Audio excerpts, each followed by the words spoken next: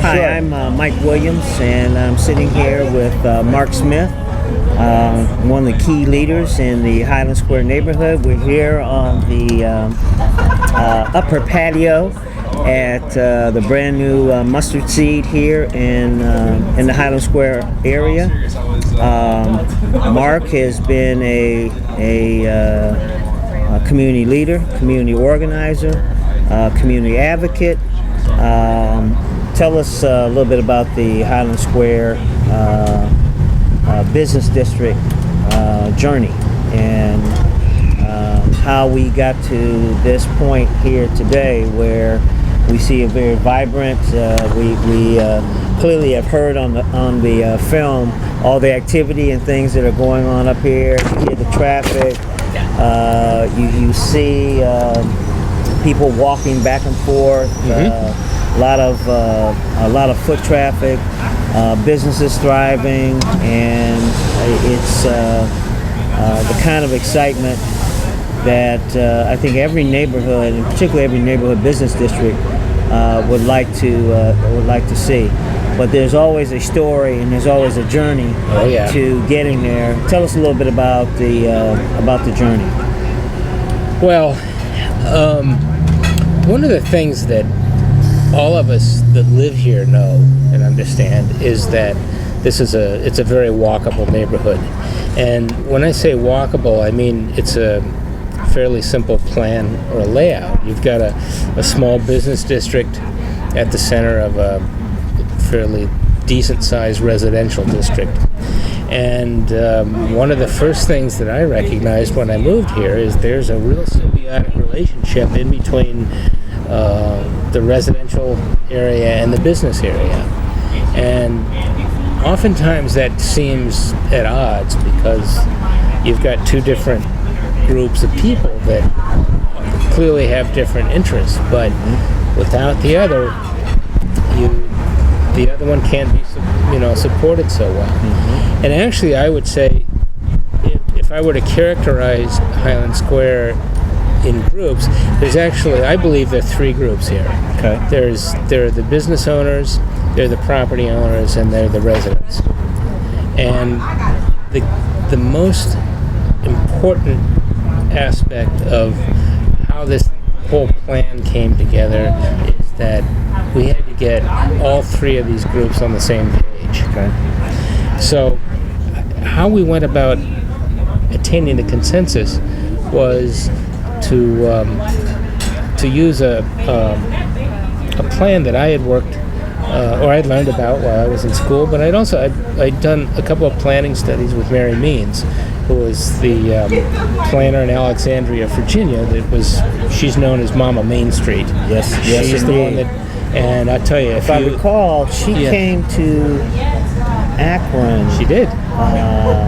So go ahead, tell us. Yes, she did. She came when they were just before they determined that they were going to build the ballpark, and she came up with a plan for downtown Akron. Very simplified plan. Right. Yes. I think this is here. It is a vision for downtown, and it's a simple plan. Basically, it was a barbell scheme. You need an anchor here, down where the ballpark is. That's one anchor, and another anchor on the north end. We don't know quite what that is yet. And then everything else in between, it's like a shopping mall.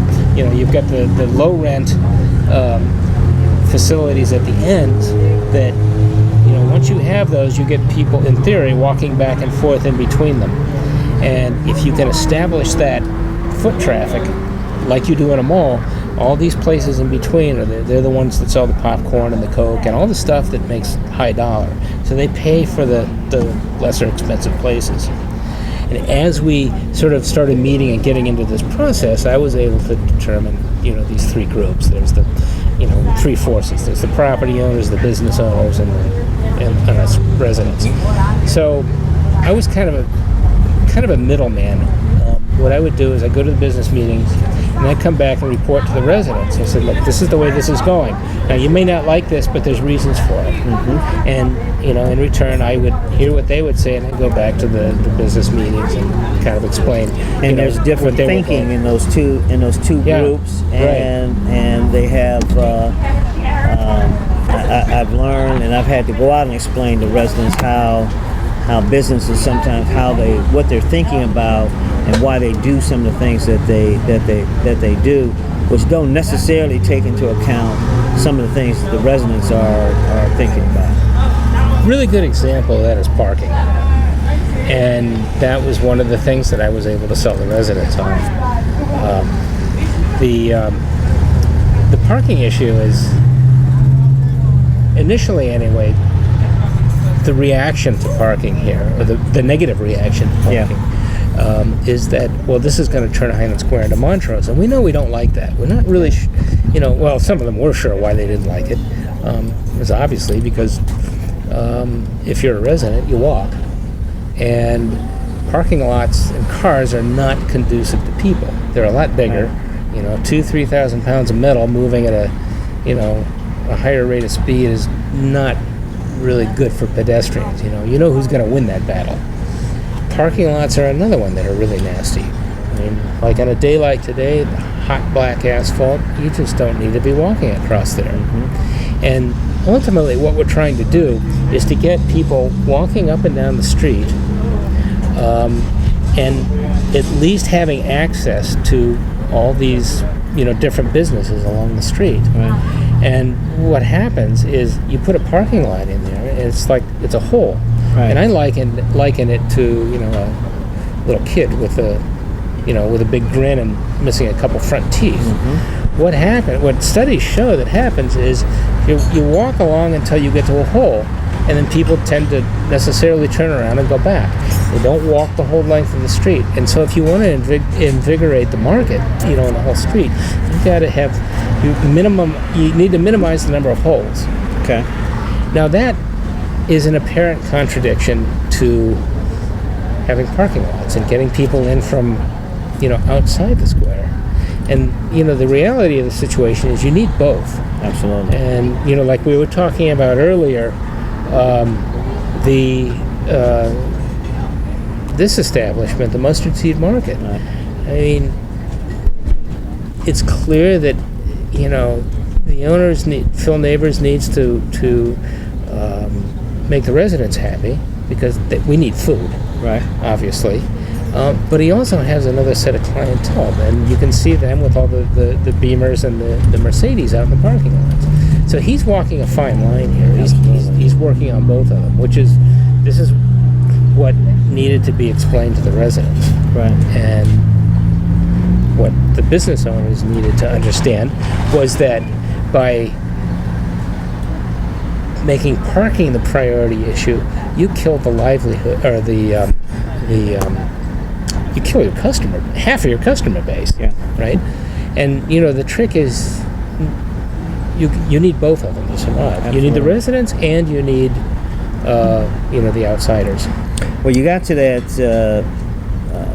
the two groups talking, and you're right. seeing some commonality. So, kind of take us to the next phase. The next phase is to take those three groups. We got to remember the property owners, because they have their own set of interests. Absolutely. And so what I knew from doing these studies with Mary Means and this, what I'd learned from studying planning at MIT was that we need an outside professional group to come in, because people aren't going to listen to me no matter how much I know. They're not going to listen to me anyway, just on general principle, because I'm too close to the center of everything. But you need an outside group to come in and do a demographic study, to ask a lot of questions, put it all together, go up and independently put together a package that describes, what the neighborhood's all about. They put together two booklets. One was called a Comprehensive Revitalization Strategy, and the other one was a set of planning guidelines. Okay. And all throughout, it like I said, the process took about a year and a half, but all throughout the process, the business group and the neighborhood, and we're all discussing it and pros and cons. You can do this, you can't do that. So there was regular engagement along the way. There were monthly meetings. All the everybody parties. Absolutely, everybody was engaged, and that's what it took. I mean, because the residents had to lose their fear of the property owners, and vice versa, and we all had to start talking to each other, which we did in these meetings. I remember these documents, and talk a little bit about the key themes that are in them, so that everyone can kind of understand some of the thinking and some of the theology behind what we have here. There were two very simple concepts here. Everything seems to come in threes, right? The first concept is that there are three critical elements in Highland Square that are potentially three critical elements. And keeping in mind at the time, it was debatable what was going to happen to the library. There was talk about it moving down the street or moving out to Wallhaven, and we definitely didn't want that to happen. Right. But one of the big focuses was to keep the library, to invigorate the theater, and obviously to keep the grocery store. Right. So those are the three biggies. The other aspect of the design is something called layered development, and this is the crux of how you take an urban area.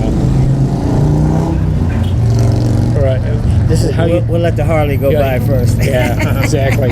This is the crux of how you take, in just about any city, how you take an urban area or a business district, especially one with a state route running through the middle of it, and how you make that interface with the residential area behind it. And they call it layered development because the center layer is your highway or your street or whatever it happens to be. The next layer is sidewalks. The next layer are building facades. The next layer are the buildings themselves. And then the next layer are parking behind the building. The next layer is a buffer zone in between the parking and the residential area, and then the residential area. So it's really very simple concept, and it's nothing new. And so that was the gist of what the UDC proposed. One of the things I want other neighborhood business districts to listen to the story, contact you to get even more details on how the journey went, and really start formulating how they want to see their neighborhood business districts prosper, function. To answer your question about what comes next or what would come next for these other neighborhoods, first thing you have to do, I think, is you have to identify what you have in each of the neighborhoods. Okay. I mean, in each of these areas. I shouldn't say neighborhoods. I mean, do you have, a decent group of property owners? Do you have a potential critical mass of business? Mm-hmm. And are you surrounded by legitimate neighborhood? Yeah. And is there a chance that, do these different entities function well together now, or do you see it functioning better, in the future?